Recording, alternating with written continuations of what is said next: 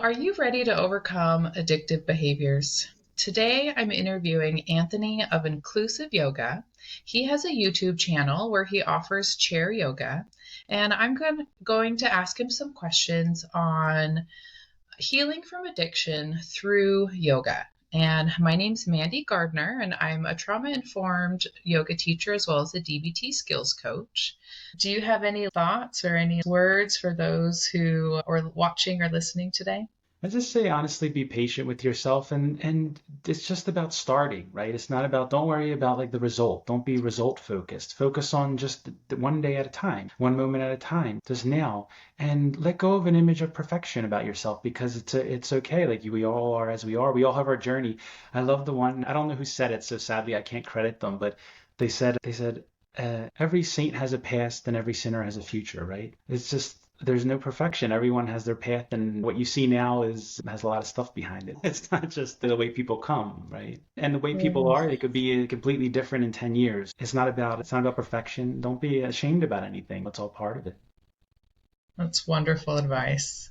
Mhm. Thank you so much. Do you have any practical steps that you could recommend for incorporating yoga for those who are struggling with addiction or with the symptoms of trauma? I think the first thing is if you are struggling with addiction, these things will help you, of course, manage the cravings. But for me, rehab was necessary part and very helpful to get in that space and have that time away. And then practically getting out of the environment if possible to move out of the environment that you're in, obviously, because everything's around you. And besides that, like once out of rehab, I think these things are very helpful. But even if you're struggling with addiction now, beforehand, the breathing techniques can help you. The meditation can help you, right? Because the things change on a level through these practices, energetic level, like inside that we can't really explain why, honestly, in a lot of ways. Mhm. You can try through science, but experientially it's different, right? Like you just feel it, and so it's very different, but they can change a lot of stuff. They can help you heal if you do them consistently. Awesome. Thank you so Mhm. much. And then, of course, practical steps to integrate this into your daily life is that you can hop on YouTube and watch one of Anthony's wonderful videos. Do you have any suggestions for, here, let's see, how would I say this? What's been your experience as far as what's been the most helpful? And maybe you've already answered this, and maybe the answer is the same, but like as far as trying to prevent relapse or prevent going backward and continuing to move forward in this positive healing journey, like what's been your number one go to or thing to pull from? Yeah, I think definitely the my yoga practice obviously has been so important. The postures every morning I do because that gets me grounded and centered for the day. My meditation, of course, these are all part of it to get me grounded in that place where I can deal with things from a presence, like an aware place, where I'm aware, like, okay, this is the way I'm seeing this, and then it's causing this emotion. I'm interpreting it this way. These things are coming Mm-hmm. up, and I see. But practice wise, I think it's great if you can incorporate some practice in your day in the morning, especially like avoiding just going on your phone immediately and getting all of this like negativity in your face right away or anything like that. Come to a place to center first, even if it's just like breathing or focusing on your breath for 5, 10 minutes, like whatever it is, just being with what is and letting go of everything else for a few moments and just coming to that place first so you're centered and can move into your day centered. It's a lot harder. The morning's like the magical time. If your mind starts rolling in the morning, then it's very hard to stop it once it gets momentum. But if you can come to a place like slow down first and get centered, remember what's important, maybe some gratitude, whatever helps you get centered, Mm-hmm. but in a positive way, accepting things as they are, being present and seeing how it goes, and then moving into your day from a present place. That's Yeah, wonderful. Thank you. yeah, And absolutely. I know for myself, I really benefited from pre planning my schedule. right? Mm, Pre-planning my day in the morning. Okay, what am I doing today?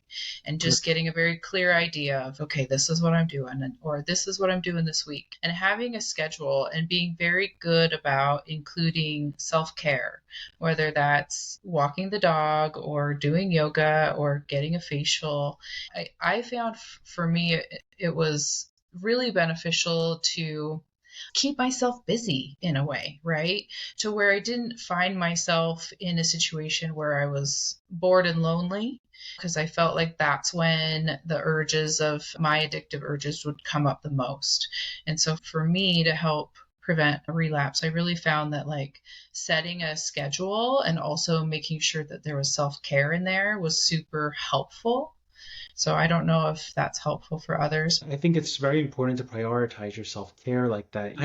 I usually don't do anything until I do my practice, to be honest with you. Like I schedule everything later and intentionally I make my day like that. Or if I can't schedule something later, I'll get up at 4 a.m. and do it. It just, even if I don't like doing that, I'm not a morning person. But if I have to Right. in my practice, that's how much I prioritize it is that I'm not doing anything in the day until I do this because I know how much that improves the quality of everything I do. Yeah, that's great. Yeah. I feel like environment plays a big role too in keeping ourselves like moving forward on this like healing path, and staying away from old addictive behaviors is really creating that environment, whether that's getting rid of friends that might not be the best influence, or even just feeling safe in your environment, whether it's at work or at school. I feel like really focusing on feeling safe in your environment is a big part of that. Has that been your experience?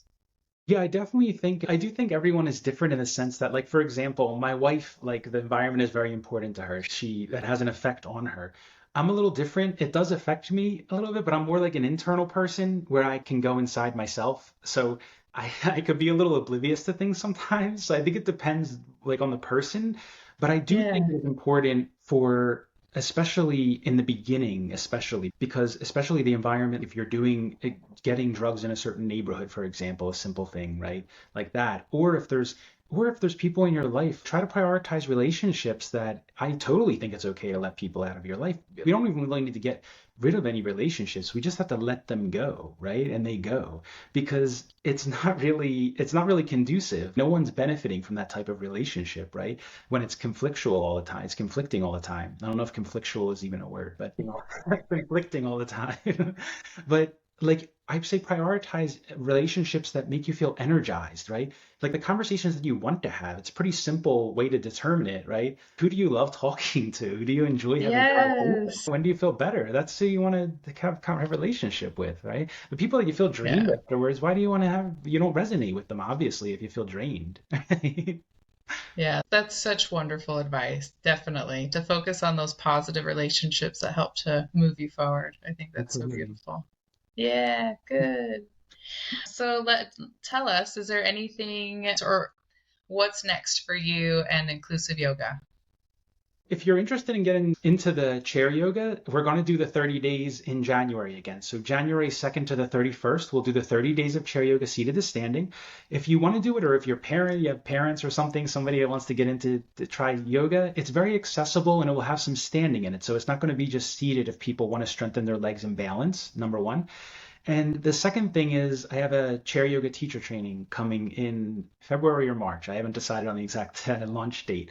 But next year, I'm going to do a complete chair yoga teacher training where it'll be fully seated and seated to standing, and for yoga teachers mainly, and then how to come down to Wonderful. the mat if you want to integrate it with gentle yoga. So Oh, I'm really wonderful. looking forward to doing that. It's going to be great. I want to do that for a long time now. But How exciting. Good for you. thank you. Yay. Good. Okay. Tell us your website. Inclusive Yoga with Anthony on YouTube is probably the best way to find everything that I do because I have everything on there. Okay. But my Okay. website is Anthony Serpiello. It's probably on the bottom of the screen there, but it's Sure is. Yep. Serpiello and .com. And that's my website, and it has my everything on there. I'm also a musician, so it has my music on there and everything. Everything's on there. Oh, wonderful. Good. And you can find me, Mandi Gardner, at Holistic Evolution Shala. Thank you so much, Anthony. Thank you My guys for pleasure. listening or watching.